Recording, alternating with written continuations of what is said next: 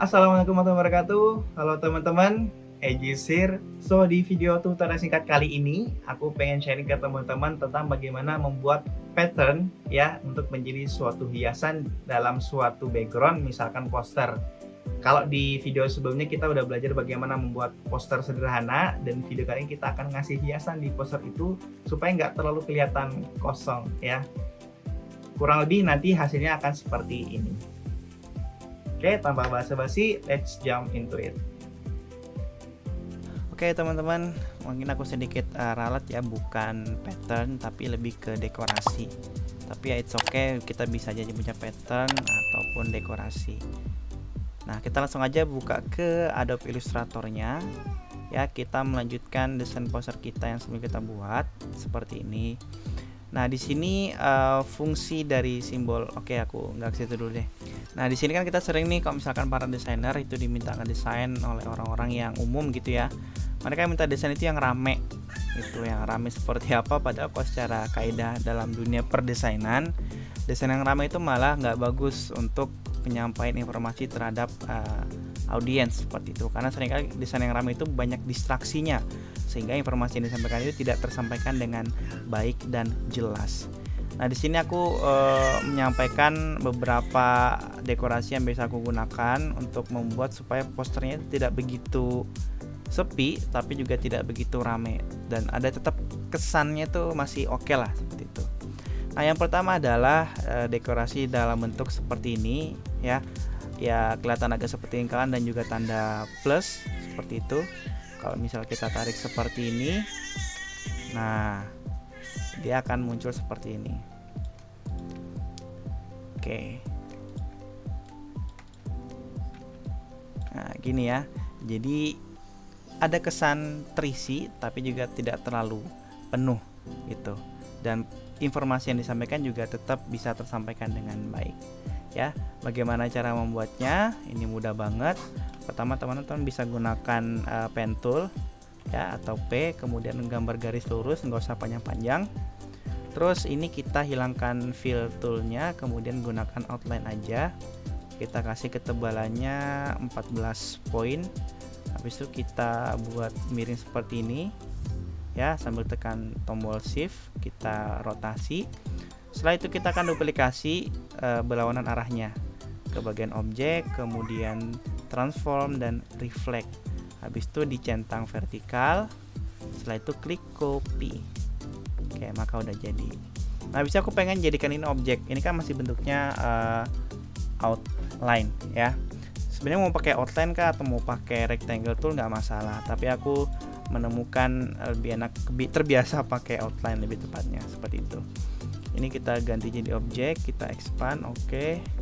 Udah, habis itu kita unite ya di Pathfinder dan jadilah ya. Terus ini aku agak merengkan bentuknya supaya tidak begitu terlihat seperti tanda silang ataupun tanda plus ya, seperti itu. Habis itu tinggal disusun aja. Nah, untuk penentuan skalanya ya, kalau aku secara personal ya, itu bervariasi, jadi tidak sama rata semua bentuknya. Ya, seperti angka lah, 1, 2, 3, ada yang paling kecil dan ada juga yang paling besar bentuknya ya. Kalau yang pernah aku pelajari juga sebenarnya dekorasi seperti ini itu bagus juga untuk sebagai alat bantu mengarahkan mata audiens membaca informasi. Makanya kenapa bentuknya tidak begitu rame, terus juga dia bervariasi. Misalkan contoh di sini aku meletakkan tanda dekorasi seperti ini, 2 yang besar itu di sini, itu menunjukkan di dalam bagian sini itu informasi yang paling utamanya ya, informasi detail terkait acara yang mau diselenggarakan. At least itu ekspektasiku terhadap audiens ketika membaca poster ini, seperti itu. Oke, itu untuk yang pertama. Kemudian yang berikutnya adalah yang aku gunakan itu bentuknya lingkaran. Ini adalah salah satu dekorasi favoritku yang sering banget aku gunakan dan biasanya pasti aku gunakan kalau untuk desain poster ya. Dia akan memberikan hasil seperti ini nih. Kita lihat. Nah, ya. Nah, kalau untuk penggunaan dekorasi ya, penggunaan dekorasi seperti itu akan lebih bagus dan lebih baik lagi ketika bentuknya itu merepresentasikan apa yang menjadi tema dalam poster tersebut.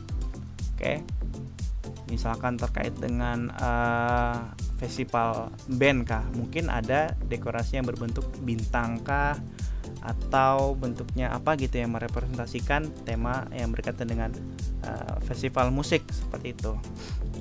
Nah, kenapa aku menjadikan lingkaran jadi favoritku, karena bentuk ini sangat fleksibel dan bisa dipakai di tema apa aja ya, diselipin seperti itu.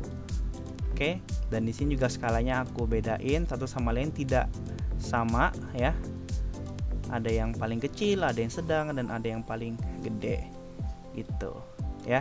Cara membuatnya ya itu mudah banget, tinggal buat lingkaran atau L, kemudian kita hilangkan fill-nya, kita jadikan gunakan outline-nya aja, terus digedein ke 14 poin. Habis itu tinggal kita jadikan objek ya. Habis itu oke. Nah, kenapa aku jadikan objek? Kalau misalkan aku masih dalam bentuk dia apa ini? Outline, kalau misalnya aku gedein ya, kalau misalnya dia gede, maka outline-nya akan mengecil ya, menyesuaikan dengan tetap settingan di awal yaitu 14 poin. Nah, tapi kalau misalkan aku udah ubah jadi objek ya, aku expand, oke, aku gedein, maka dia bentuknya akan tetap sama seperti ini ya, supaya konsisten. Nah, itu untuk yang dua contoh aja deh seperti itu ya, bagaimana membuat simbol untuk jadi dekorasi di desain poster kita. Mau simbol apapun terserah, tapi teman-teman bisa mencocokkan dengan temanya kah, atau mungkin apa yang menjadi kesukaan teman-teman. Tapi ingat, jangan terlalu rame dan jangan pula terlalu sepi ya. Tujuannya supaya informasi yang disampaikan di dalam poster itu tidak terdistraksi ya. Nah, kita akan lihat hasilnya bagaimana dari dua desain tadi pakai simbol yang pertama tadi plus sama simbol yang lingkaran seperti ini.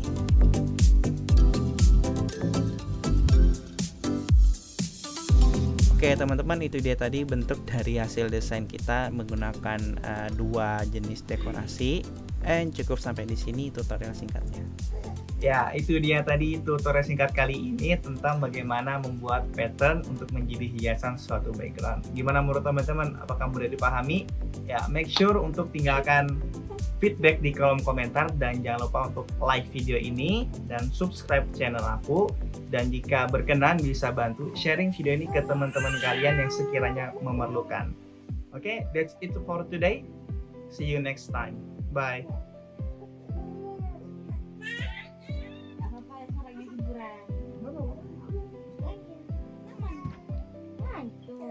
Maafkan ada suara bayi.